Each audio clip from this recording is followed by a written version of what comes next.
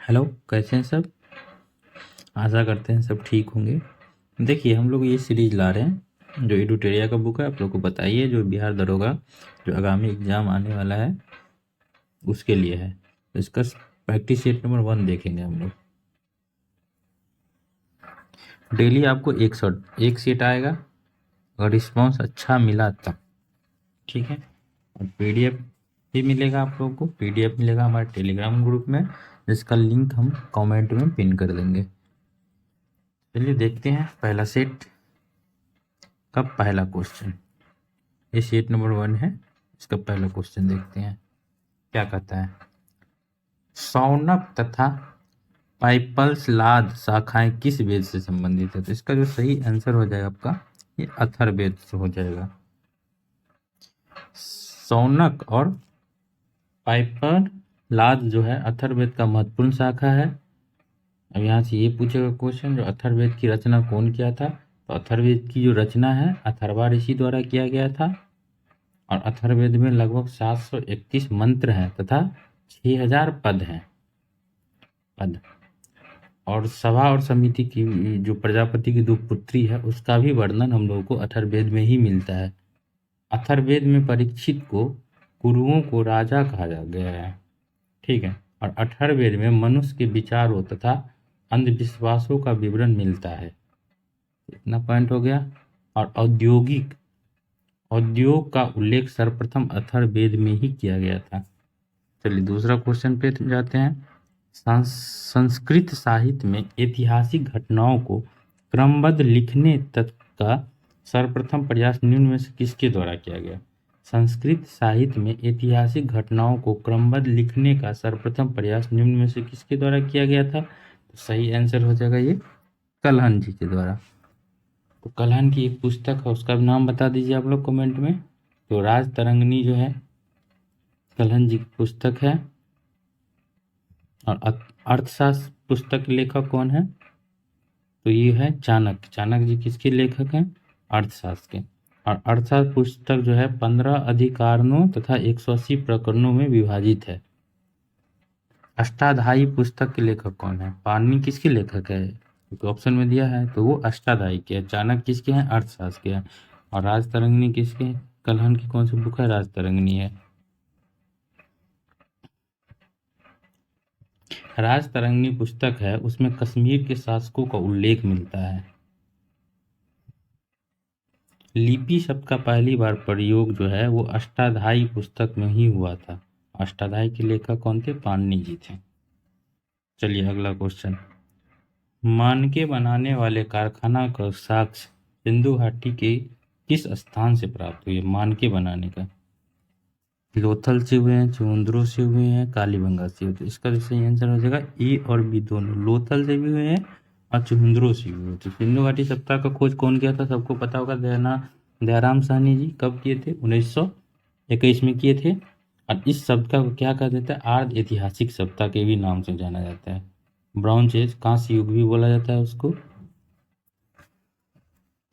और वही जो पूछेगा अग्निकुंड का प्रमाण कहाँ से मिलता है, पूछता है एक क्वेश्चन, तो ये भी लोथल और कालीबंगा से।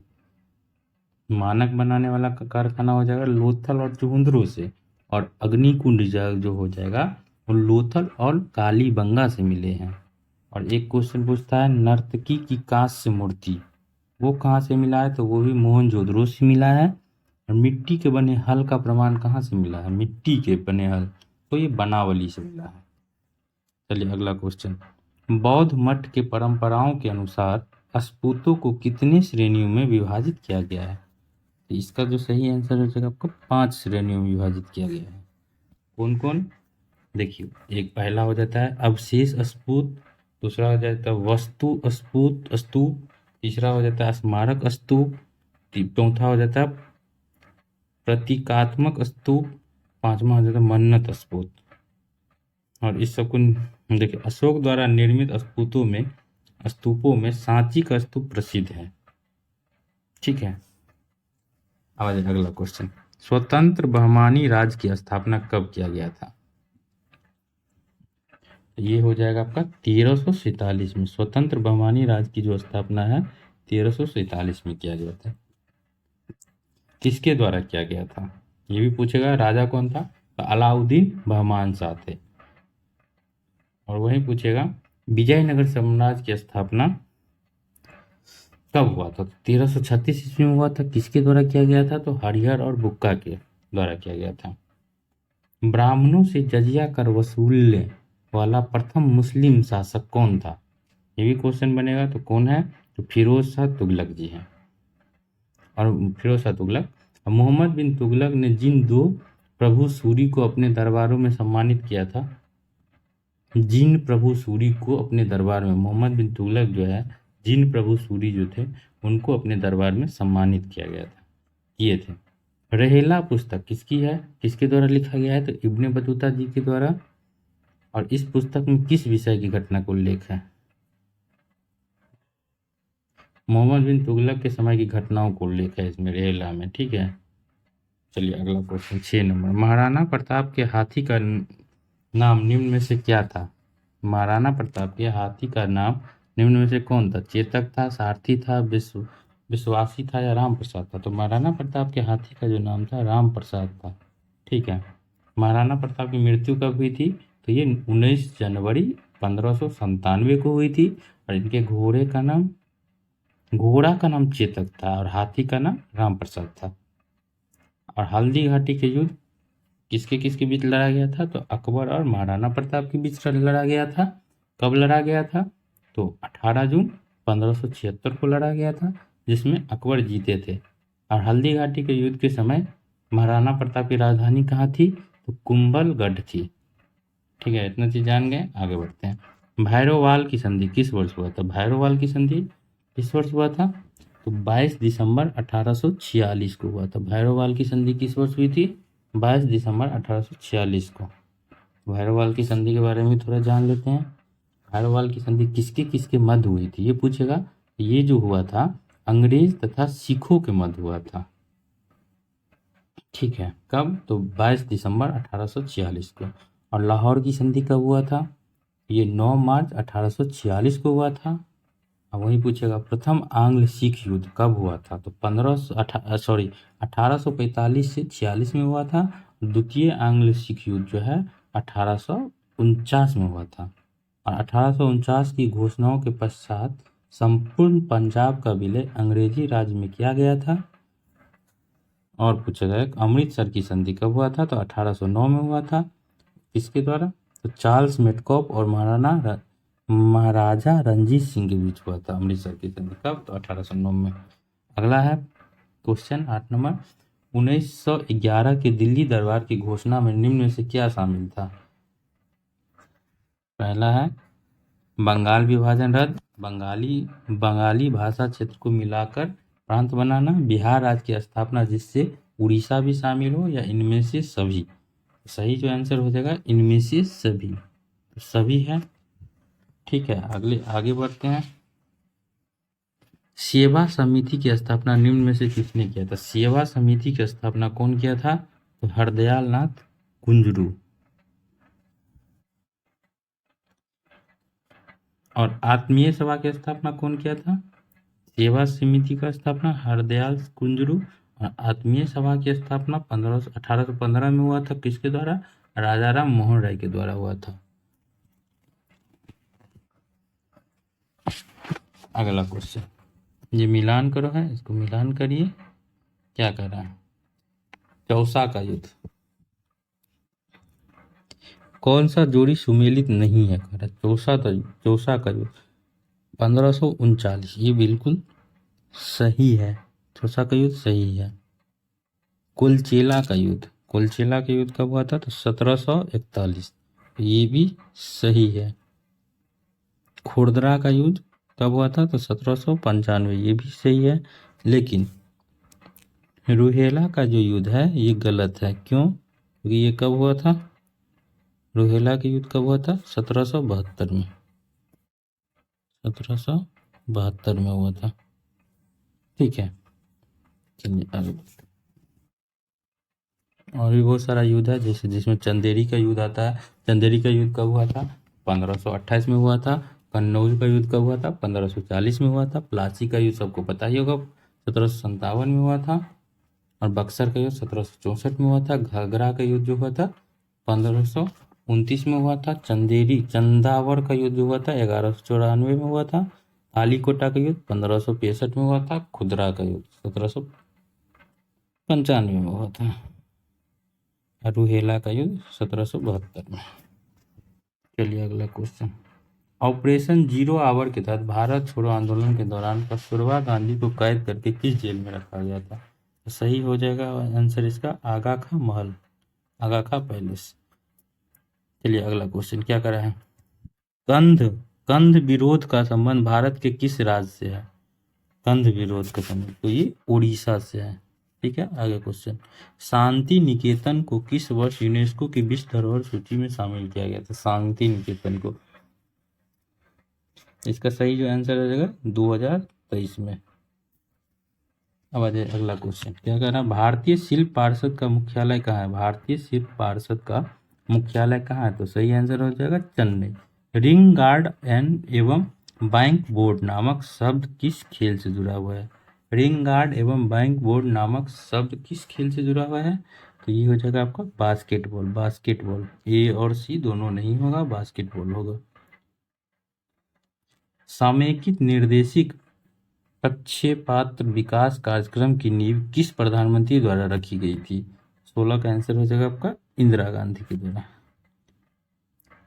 एंड्रोक्राइनोलॉजी शाखा के जनक निम्न में से कौन है? इसका सही आंसर हो जाएगा थॉमस एडिसन। थॉमस एडिसन सी।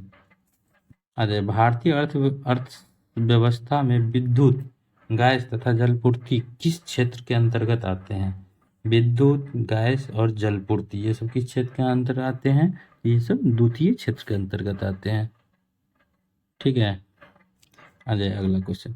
वैज्ञानिक आधार पर राष्ट्रीय आय की गणना VKR राव द्वारा किस वर्ष किया गया? तो सही आंसर हो जाएगा 1931 में किया गया था VK राय के द्वारा भारतीय राष्ट्रीय आय की गणना। भारत में विदेशी प्रत्यक्ष निवेश की सीमा किन क्षेत्रों में 100% नहीं है? भारत में विदेशी प्रत्यक्ष निवेश की सीमा किन क्षेत्र में 100% नहीं है? सही आंसर हो जाएगा पेंशन के क्षेत्र में।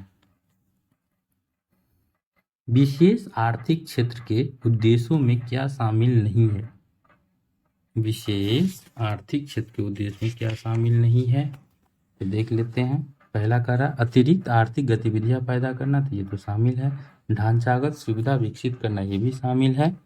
विदेशी स्रोतों से निवेश बढ़ाना, ये भी शामिल है। तो सही आंसर क्या जाएगा 500 करोड़ से अधिक आय वाली कंपनियों को शामिल करना, ये शामिल नहीं है।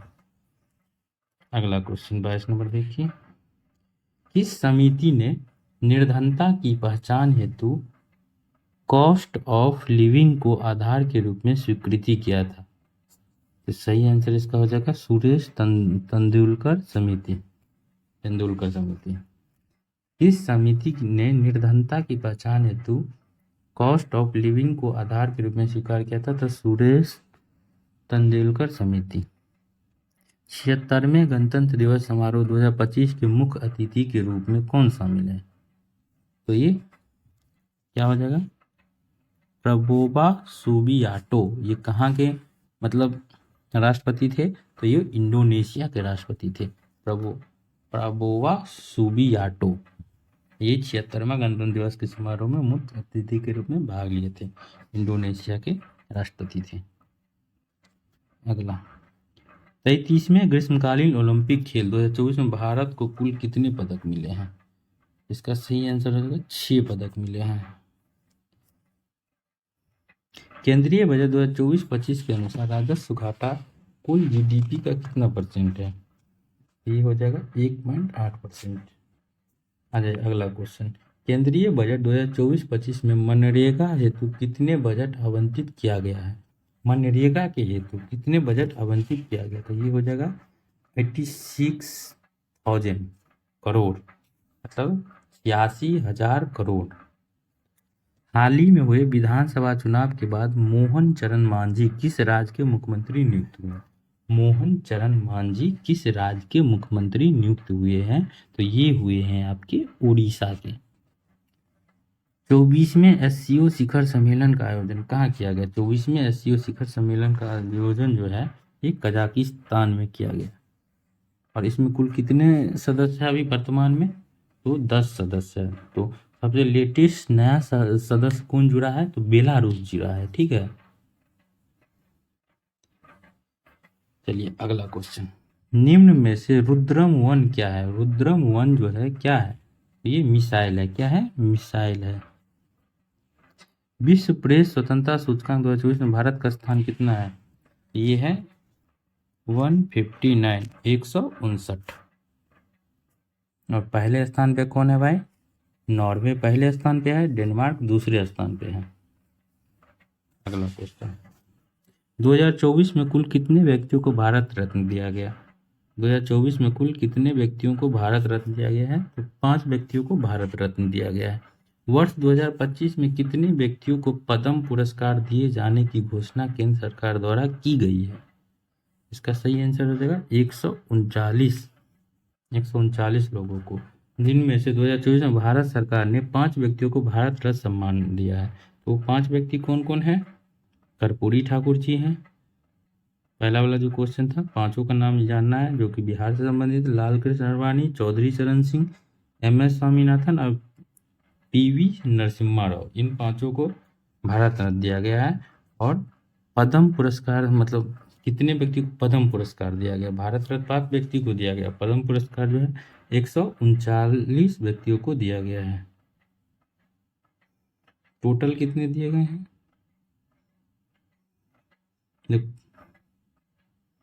टोटल दिए गए हैं ना पद्म पुरस्कार, मतलब टोटल ही लिखा है। तो जिसमें से कौन कौन संबंधित है?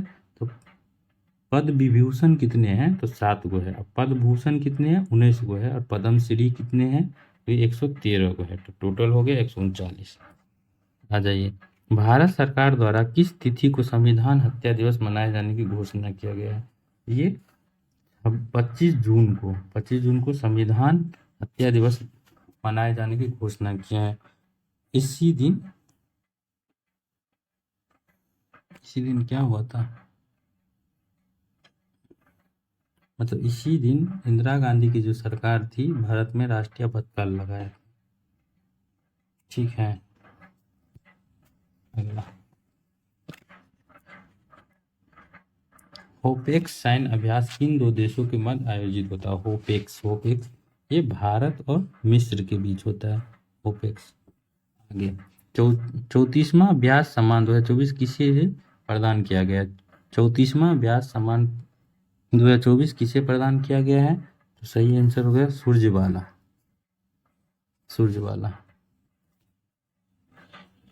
चलिए अगला, व्यास सम्मान 3 आदमी को मतलब 2024 में सूर्यबाला जी को मिला है, 2023 में मिला था पुष्पा भारती को, और 2024 में मिला था ज्ञान चतुर्वेदी को। और ये सूर्यबाला को किस कृति के लिए मिला है? तो ये मिला है कौन देश को वासी रेणु की डायरी, ये इस कृति के लिए मिला है। B part of the plain theme के साथ कौन सा दिवस हाल ही में मनाया गया है? इसका सही आंसर हो जाएगा विश्व जैव विविधता दिवस। ऑप्शन डी सही है। हाल ही में किस राज्य में अंबाजी व्हाइट्स मार्बल को जीआई टैग दिया गया है? अंबाजी व्हाइट्स मार्बल को जीआई टैग दिया है, ये किस राज्य में? ये हो जाएगा गुजरात राज्य में। गुजरात राज्य से संबंधित है जिनको जीआई टैग दिया गया है। कौन सा नाम है? Ambaji white marble. 18वीं वन स्थिति रिपोर्ट 2023 के अनुसार वन रिपोर्ट 2021 की तुलना में 2023 में वन और वृक्ष आवरण में कितने वर्ग किलोमीटर की वृद्धि दर्ज किया गया है? सही आंसर इसका हो जाएगा 1445 वर्ग किलोमीटर, मतलब पहला आंसर। अब आ जाइए, क्या कर रहा है? हाल ही में रामसर सूची में शामिल किए गए नजरायन पक्षी अभ्यारण्य का संबंध किस राज्य से है? नजरायन पक्षी अभ्यारण्य का संबंध किस राज्य से है भाई? ये है आपका तमिलनाडु से। भारत सरकार ने कब तक चंद्रयान 4 को प्रक्षेपित करने का लक्ष्य रखा है? सही आंसर हो जाएगा 2028 तक। 96वां ऑस्कर अवार्ड 2024 में किन फिल्मों को सर्वश्रेष्ठ फिल्म का अवार्ड दिया गया है? ये हो जाएगा ओपेनहाइमर। ठीक है, इसका आयोजन कहाँ किया गया था ऑस्कर अवार्ड का? तो लॉस एंजलिस में किया गया था।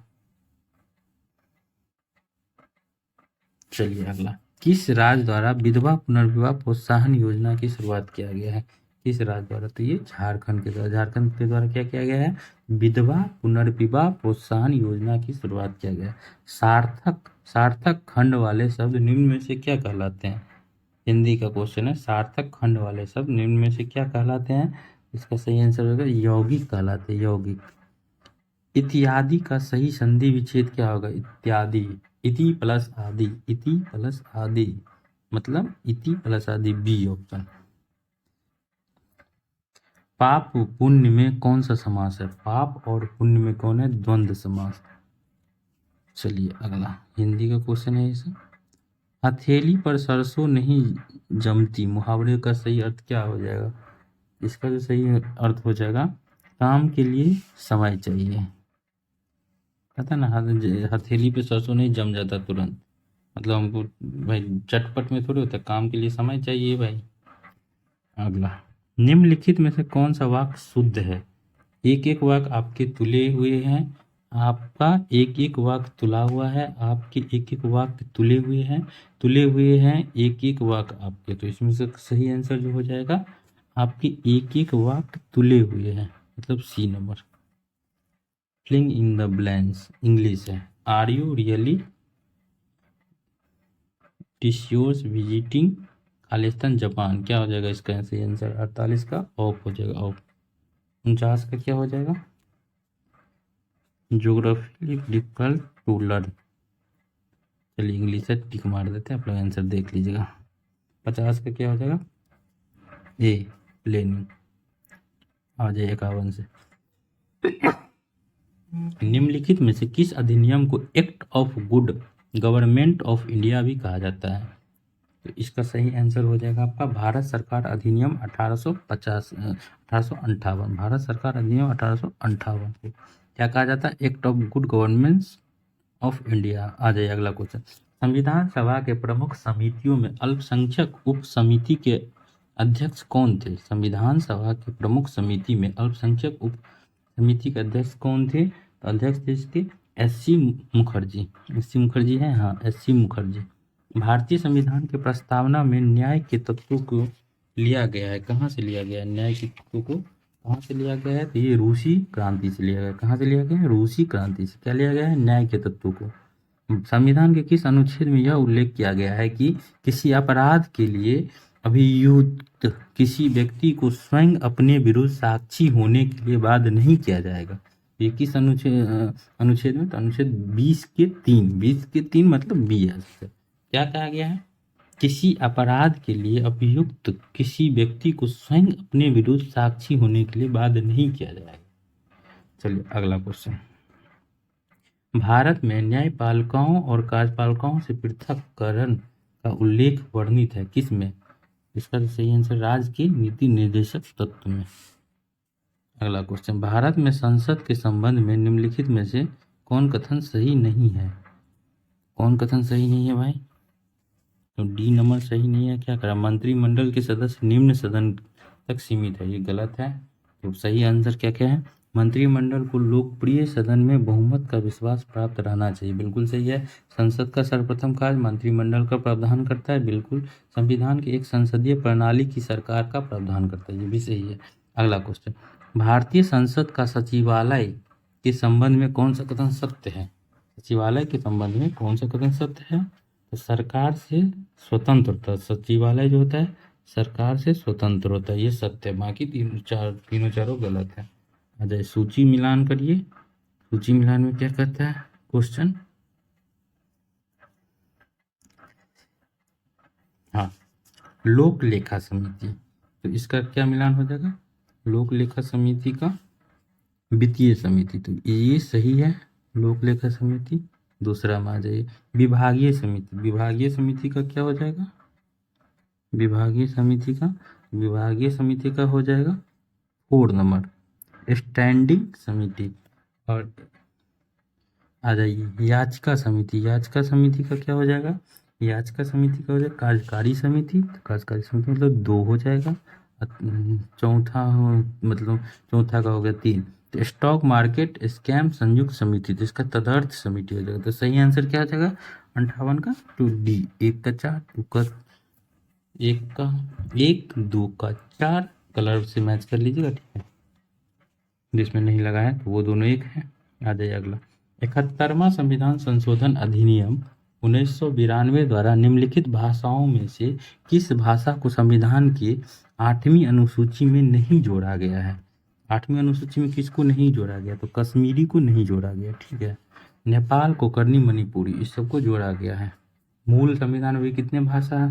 मतलब मूल संविधान में कितने थे? 14 थे। तो वर्तमान में कितने? 22 भाषा है, जिसमें 21वां संविधान संशोधन में सिंधी भाषा को जोड़ा गया था। किस अधिनियम के तहत? अधिनियम 1967 के तहत। और 21वां संविधान संशोधन में सिंधी को जोड़ा गया है। 71वां संविधान संशोधन में कोंकणी, मणिपुरी, नेपाली को जोड़ा गया है। और 92वां मतलब 92वां संविधान संशोधन में बोडो, डोंगरी, मैथिली और संथाली भाषा को जोड़ा गया है। कब? 2003 में।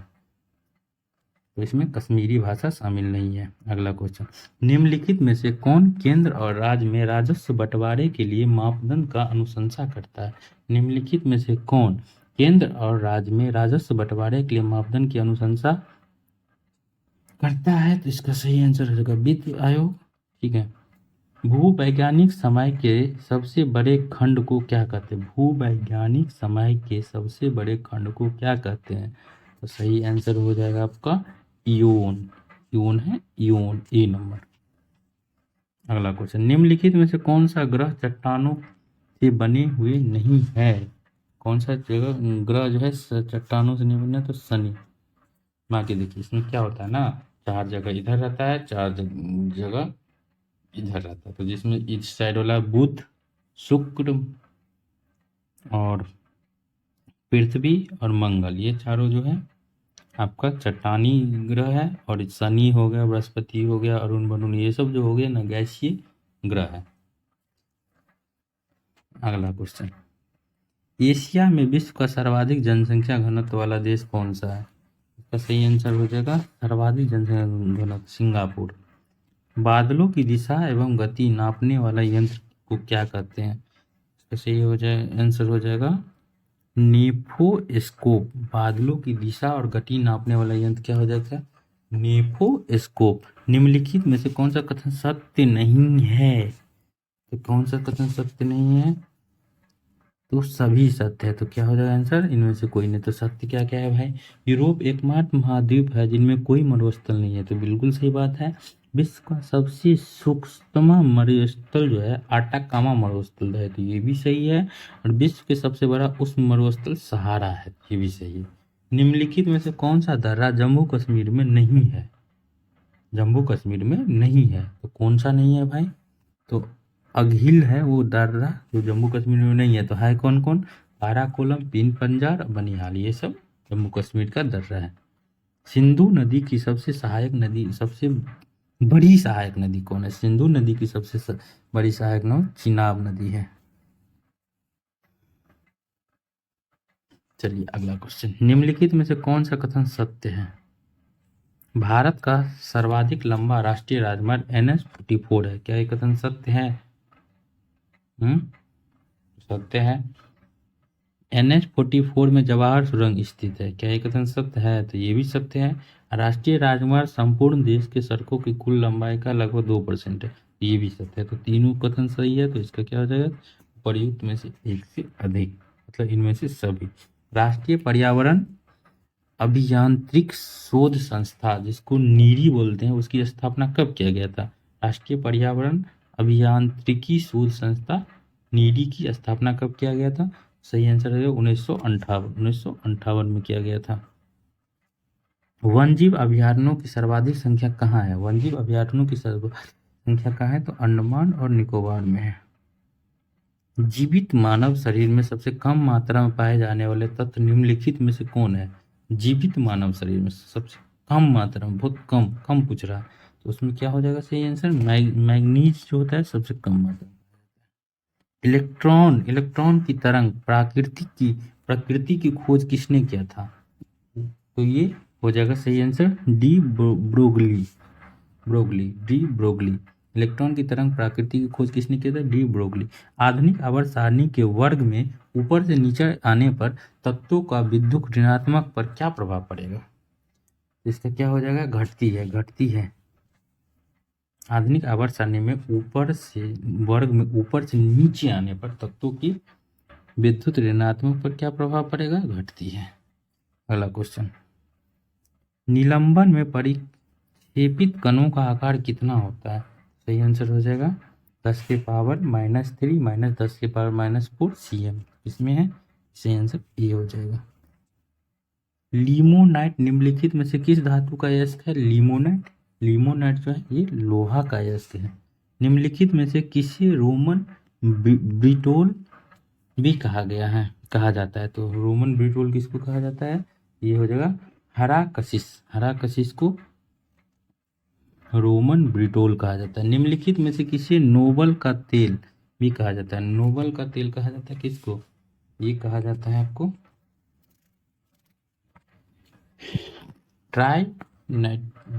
क्या लिखा है, एक सेकेंड। निम्नलिखित में से किसी नोबल का तेल भी कहा जाता है? सही आंसर होगा ट्राई नाइट्रोग्लिसरीन। अगला क्वेश्चन, निम्नलिखित में से सबसे प्रबल उपचायक कौन सा तत्व है? सबसे प्रबल उपचायक तो फ्लोरीन जो होता है सबसे प्रबल उपचायक होता है, ऑक्सीडेशन। जीव द्रव सिद्धांत के प्रवर्तक निम्नलिखित में से किसे माना जाता है? जीव द्रव के प्रवर्तक तो ये हार्टविग को। ठीक है। अगला क्वेश्चन, निम्नलिखित में कौन सा कथन सत्य है? सत्य देखना है इसमें कौन सा है। प्रोकैरियोटिक कोशिका में केंद्रिका अनुपस्थित होता है, तो बिल्कुल सही है। दूसरा देखो, यूकैरियोटिक कोशिका में केंद्रक झिल्ली अनुपस्थित होता नहीं होते हैं। प्रोकैरियोटिक कोशिका में लिंग प्रजनन पाया जाता नहीं पाया जाता, इनमें से सभी, तो इनमें से सभी नहीं होगा, इसका सही आंसर हो जाएगा ए। प्रोकैरियोटिक कोशिकाओं में केंद्रक अनुपस्थित होता है, बिल्कुल सही है। अगला क्वेश्चन पे चलते हैं, निम्नलिखित में से किसी कोशिकाओं के अणुओं का यातायात प्रबंधक कहा जाता है? किसको कहा जाता है? ये गोल्जी का है। गोल्जी का को क्या कहा जाता है? कोशिकाओं के अणुओं के यातायात प्रबंधक कहा जाता है। जीन की अनुवांशिकी विचारधाराओं के अनुसार जीन के कार्य की क्या कहते हैं? तो कहते हैं सिस्ट्रॉन कहते हैं। जीन के अनुवांशिक विचारधाराओं के अनुसार जीन के कार्य की इकाई को क्या कहते हैं? सिस्ट्रॉन। जीव द्रव में कार्बनिक तथा अकार्बनिक यौगिक का अनुपात क्या कहलाता है? ये कहलाता है आपका, मतलब किस अनुपात क्या होता है? जीव द्रव में कार्बनिक और अकार्बनिक यौगिक का अनुपात कितना होता है? ये 19:81 होता है। नींबू में लिटमस लीफ नामक रोग किस तत्व की कमी के कारण होता है? लिटिल लीफ के नामक रोग ये किस तत्व की कमी से होता है? ये होता है आपके तांबे की कमी से। बी हो जाएगा सही आंसर। निम्नलिखित में से किस संघ में सभी जंतु खारे जल में पाए जाते हैं? तो कौन पाए जाते हैं खारे जल में? ये पाए जाते हैं संघ पेड़ीफेरा जो है वो खारे जल में पाए जाते हैं। अगला क्वेश्चन, मेढक निम्नलिखित में से किस वर्ग के प्राणी है? मेढक निम्नलिखित में से किस वर्ग के प्राणी है? तो सही आंसर है एम्फीबिया वर्ग के। निम्नलिखित में से किस पादप हार्मोन के छिड़काव से बृहद आकार के फल तथा फूलों को उत्पादन किया जा सकता है? सही आंसर हो जाएगा आपका जिब्रेलिन्स बढ़ता है ना बहुत ज़्यादा। पौधे में प्रकाश संश्लेषण का संबंध में निम्नलिखित में से कौन सा कथन सत्य है? प्रकाश संश्लेषण के संबंध में कौन सा कथन सत्य है? पढ़ते हैं, प्रकाश संश्लेषण के लिए कार्बन डाइऑक्साइड, पानी, क्लोरोफिल और सूर्य का प्रकाश आवश्यक है, तो बिल्कुल जो सही बात है। प्रकाश संश्लेषण की दर लाल रंग के प्रकाश में सबसे ज़्यादा अधिक होता है, बिल्कुल ये भी सही है। बैगनी रंग में प्रकाश में सबसे कम होता है, ये भी सही है। प्रकाश संश्लेषण की क्रिया के दौरान जल का उपचयन ऑक्सीजन के बनने तथा कार्बन डाइऑक्साइड के अपचयन ग्लूकोज के निर्माण में होता है, तो ये भी सही है। तो इसका सही आंसर है उपर्युक्त में से एक से अधिक। अगला क्वेश्चन, निम्नलिखित में कौन सा कथन सत्य है? दाब अदिश राशि है। क्या दाब अदिश राशि है? बताइए, क्या दाब अदिश राशि है? बिल्कुल है, ये सही है। और कार्य का विनिमय सूत्र क्या होता है? तो Ml2T-2, तो ये भी सही है, तो ये भी सही होगा। तो सही आंसर क्या हो जाएगा? 1 और 2। घर्षण बल के अधीन कार्य किया गया कार्य क्या होता है? शून्य, ऋणात्मक, धनात्मक, पहले धनात्मक फिर ऋणात्मक। तो सही आंसर हो जाएगा इसका ऋणात्मक। घर्षण बल के अधीन किया गया कार्य क्या होता है? ऋणात्मक। भू अस्थायी उपग्रह के संबंध में कौन से कथन सत्य नहीं है? तो सही आंसर क्या हो जाएगा आपका? इसके कक्षीय वेग 8 किलोमीटर पर सेकेंड होता है। इसके कक्षीय वेग 8 किलोमीटर पर सेकेंड होता है। निम्नलिखित में से कौन सा कथन सत्य है? निम्नलिखित में से कौन सा कथन सत्य है? 2 और 3 सत्य है, पढ़ लेते हैं। क्या है भाई? जब समांतर चालकों में एक ही दिशा में विद्युत धारा प्रवाहित होता है तो दोनों के बीच आकर्षण बल लगता है। सही है। जब समांतर चालकों एक दूसरे के विपरीत दिशा में विद्युत धारा प्रवाहित होता है तो उसके बीच प्रतिकर्षण बल लगता है। ये भी सही है। चलिए अगला क्वेश्चन। सरल सूक्ष्मदर्शी की आवर्धन क्षमता क्या होता है? सरल सूक्ष्मदर्शी का आवर्धन क्षमता कितना होता है? ये हो जाएगा आपका पहला m is equal to half m = 1 + d/f। चलिए सूची 1 को सूची 2 से मिलान करिए। क्या कर रहा है?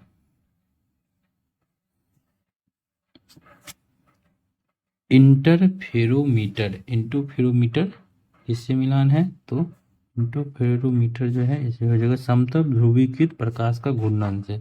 अगला दूसरा कलर में करते हैं। पोटाशियोमीटर का क्या हो जाएगा? विद्युत विभवांतर का हो जाएगा। और कैलोरीमीटर का क्या हो जाएगा? कैलोरीमीटर का ये हो जाएगा विशिष्ट ऊष्मा क्षमता का। तो बच गया रूलर का, तो लंबाई हो जाएगा। ठीक है, आगे बढ़ते हैं। निम्नलिखित में से वह कौन सा प्रक्रिया है जिसके द्वारा कोई वस्तु कुछ रंगों के प्रकाश को अवशोषित करती है और दूसरे को परावर्तित करता है? इसका सही आंसर क्या हो जाएगा? 95 का ये हो जाएगा परावर्तन। निम्नलिखित में कौन सा प्रक्रिया है जिसके द्वारा कोई वस्तु कुछ रंगों के प्रकाश को अवशोषित करता है, दूसरों को परावर्तित करता है? परावर्तन के कारण ही तो परावर्तित करेगा। अब आज ये मैथ है, मैथ का आंसर डायरेक्ट टिक लगा देते हैं, आप लोग बना लीजिएगा। 96 का क्या हो जाएगा? ए। 97 का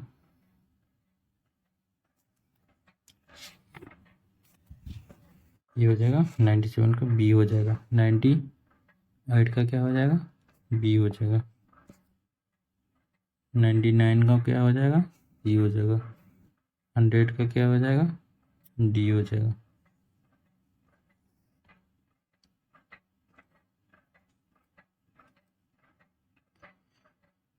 हम लोग का टेलीग्राम पे पेड बैच का सीरीज चल रहा है जिसमें आपको एनसीईआरटी क्लास 6 to 12 कंप्लीट कराया जा रहा है डेली 2 चैप्टर देके। ठीक है, जिनको जुड़ना है इस नंबर पे या आईडी पे आप लोग मैसेज कर लीजिएगा। जोशियन घटनाचक सब कुछ इसमें कवर कराया जाएगा। जो बचती ये बुक भी कराया जाएगा जो है अभी जो हम लोग देखे हैं सरोवर का। बाकी आप लोग लाइक कमेंट सब्सक्राइब करिए, कमेंट करिए, देखते हैं आप लोग का रिस्पॉन्स अच्छा रहा तो अगला सेट भी लाएंगे। पूरा सेट करवा देंगे 15 दिन में ख़त्म पूरा बुक। चलिए ठीक है, गुड नाइट।